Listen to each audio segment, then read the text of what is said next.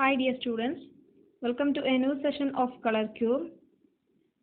Today we are continuing with chapter 5, Separation of Substances. In this session, we are going to discuss on evaporation and condensation. You already learned these things in previous years. Let us discuss in detail. Evaporation. Evaporation is defined as the process of a liquid changing into gas. It is the process of changing of a substance in liquid form into gaseous form. An example of evaporation is water turning into steam. Everybody might have seen this. Boiling water. When water boils, water droplets or water vapors will be going up. In the figure you can see. And also from the surface, water bodies, rivers, and from all those surfaces, water vapors will be rising up due to the effect of the heat energy from the sun. This is also daily life examples of evaporation. Let's see how we are making common salt. Everybody's home there is common salt, no? How it is preparing? Common salt is prepared by the process of evaporation. Let us see them in detail. Seawater contains many salts mixed in it. Seawater means the normal seawater, no? That water contains many salts mixed in it. One of them is common salt. There are many salts mixed in that seawater, and among that, one of them is common salt. When seawater is allowed to stand in shallow pits, what will workers do? They will dig small pits or small dunks so that this seawater can be collected in this pits.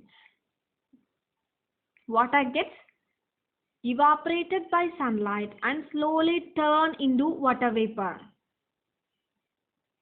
When whole water vapors goes up, finally we can see the common salt or some salt is deposited there. And this salt is then obtained from this mixture of salts by further purification. What is the first step? We should dig small pits or dunks so that seawater can be collected in these pits. And from there, evaporation, continuous evaporation during the daytime will occur, no? Then whole water vapors will be evaporated, and what will be just in that place? We will get a mixture of salts. And from this mixture of salts, how we are separating common salt? By purification. And we are using this purified salt in our food. Here in the picture you can see these are the small pits. This is the sea. Near the sea, workers will dig small pits so that seawater can be collected here. After 2-3 days, water get evaporated, and finally we will get to the salt like this, and this will be collected and further purification will be done. Some examples of evaporation from daily life. Drying of clothes under the sun. We used to wash clothes and put it in the sun, no? In order to dry it, there evaporation occurs. Here, cooling down of hot tea and other hot liquids. When we keep hot tea or liquid for some time, it cools down due to evaporation. Melting of ice cubes also due to evaporation. Then preparation of common salt. We just discussed it. Moving on to next section, condensation. The process of conversion of water vapor into its liquid form is called condensation. Conversion of water vapor into its liquid is called condensation. It is just the reverse of evaporation. When we take cold water in a glass, what we can see? We can see droplets around it, no? That means it is due to condensation. Here in this glass, this is normal water and this is cold water. The outer surface, we can see water droplets. And if we take hot water in a jar and close it with a lid, what will happen? We can see inside the jar and along that lid, you can see water droplets. It is due to condensation. Condensation is a process in which water vapor, which is in gaseous form, in the air changes into liquid water.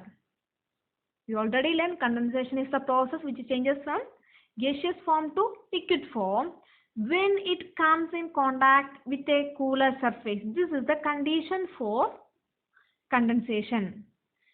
When that surface is in contact with a cooler surface, when that vapor is in contact with a cooler surface only, this process occurs.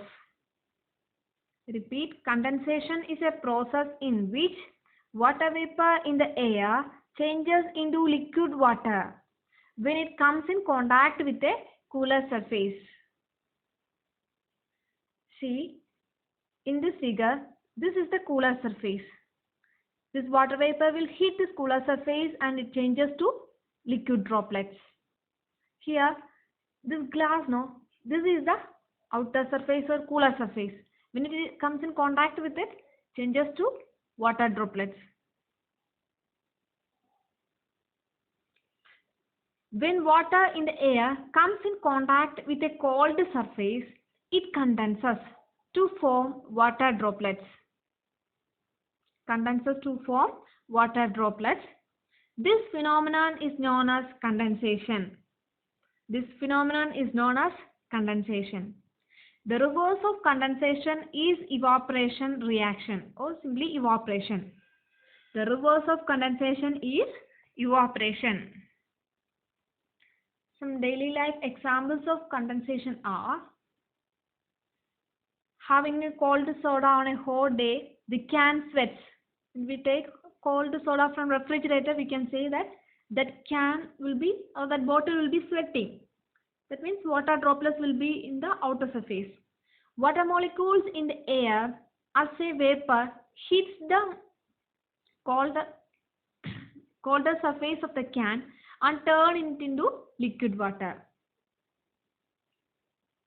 Water molecules in the air as a vapor hit the colder surface of the can and turn it into liquid water.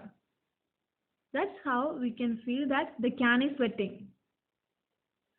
Second example, dew forms in the morning on leaves and grass because the warmer air deposits water molecules on the cool leaves.